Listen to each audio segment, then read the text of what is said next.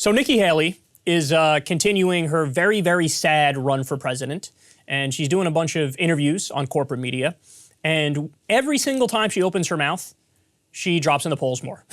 I mean, it is, whew, it's bad. So she was on Fox, and she made a very telling comment which shows you what she really thinks of low-income people. See, and Republicans and Democrats have done this to us, Neil. Don't forget that when this all started with the Republicans, they passed a $2.2 trillion COVID stimulus package, 419 to 6 in the House and 96 to 0 in the Senate, that expanded welfare. Now we have 90 million people on Medicaid. You've got 42 million people on food stamps. We should be taking people from welfare to work. We shouldn't be paying people to sit on the couch and adding to the rolls of welfare. She has some nerve, man.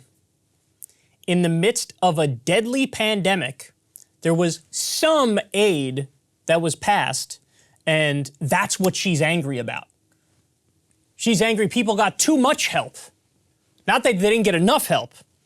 She's citing as a bad thing that there are 90 million people on Medicaid. No, that would be good. And by the way, there should be more on Medicaid. Why? Because under Obamacare, part of it was the Medicaid expansion. So they lifted the amount of money that you can make per year and still get Medicaid. And a bunch of red states said, no, we're not going to expand Medicaid. Why? The federal government's going to pick up the tab for the first few years, and this is just about giving people, poor people in your own state, health care. No, we don't want them to have health care. What? Why? Obama passed it and we don't like him. So let your own people die from lack of health care because you don't like Obama. And the answer is yes, that's exactly what they want. That's exactly what they did. A bunch of red states said, no, we're not going to expand Medicaid.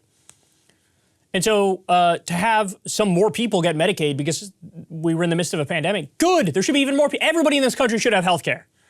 But that's what she's outraged about. She's mad that there aren't fewer. She would cite, if she cut the number of people on Medicaid by like 50% and there were 45 million people on Medicaid, she would cite that as a victory statistic. Like, look, I cut Medicaid in half. Oh, sure, there are more people who can't get health care and they're sick and they can't get help and they're dying and all the other, but don't look at that, don't look at that, don't look at that. I cut it in half, look. Just like with the food stamp thing.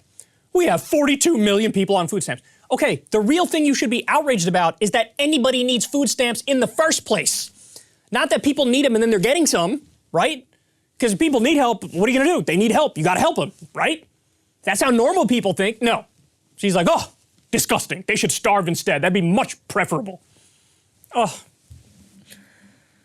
She goes, we shouldn't be paying people to sit on the couch. Who? Who's paying people to sit on the couch? What are you talking about? What are you talking about? Only these ghouls in an economy that, what's the unemployment rate? Like 4% or something like that? Can she look around and go, look at all these lazy people. 4% of them with no job. Disgusting. And by the way, just to increase my vulnerability in this conversation, I wouldn't care if we were paying some people to sit on the couch. You want to know why? Because we have tens of millions of people who work full-time jobs and they don't make enough money to survive. If you give me the option, make some money and sit on the couch, work full-time and still not make enough money to survive, which one do you think I'm going to pick? We don't reward work in this country. If you work full-time, you should make enough money to survive. That's a duh position. She's not outraged that some people work full-time and don't make enough money to survive. She's not outraged about that. She's outraged that people get paid to sit on the couch, which, by the way, isn't even real. Because I don't know if you guys know this. If you've ever been on unemployment, you might know it. You have to, there are requirements in unemployment where you have to show you're looking for a job. So even for unemployed people, we're like, fuck you. Give me evidence that you're trying to get around and go get a new job or something. Yeah, the idea that this country, you know, people are just lazy. People are just, if you lose your job or something, you're just lazy. Really, was everybody lazy in 2008 when the entire economy crashed and people got laid off left and right? Were they just lazy? Is that the problem? Look, the problem with somebody like Nikki Haley is she views capitalism as perfect. So there can be no problems that are attributable to capitalism.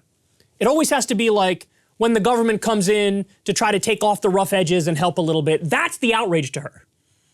Capitalism is perfect as it is in her mind. And that says a lot. That says a lot. Look at how she thinks. Look at these lazy people on Medicaid. Look at these lazy people on food stamps. No. Look at these vicious capitalist business owners trying to squeeze every penny of profit out of the system and not paying their workers enough money to survive.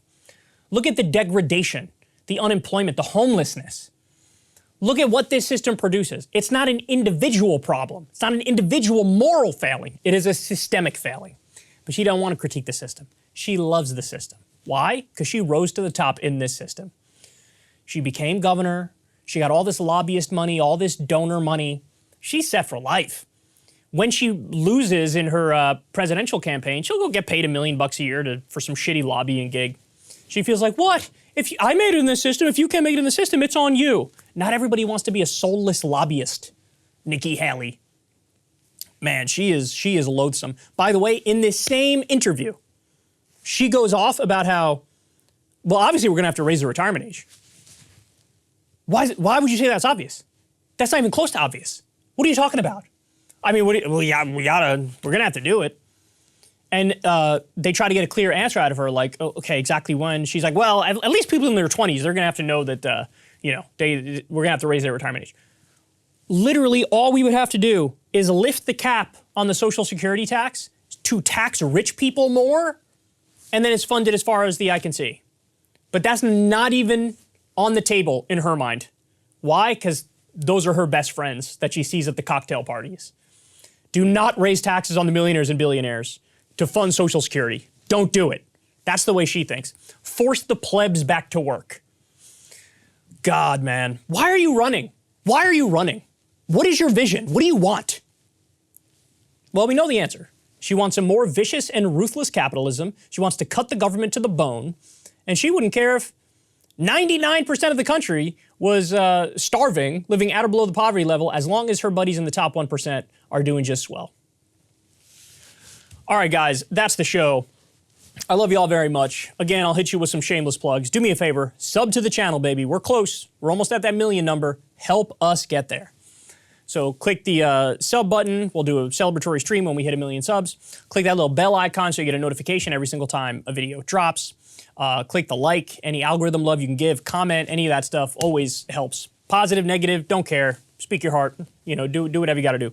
And much love to everybody who supports the show on Patreon.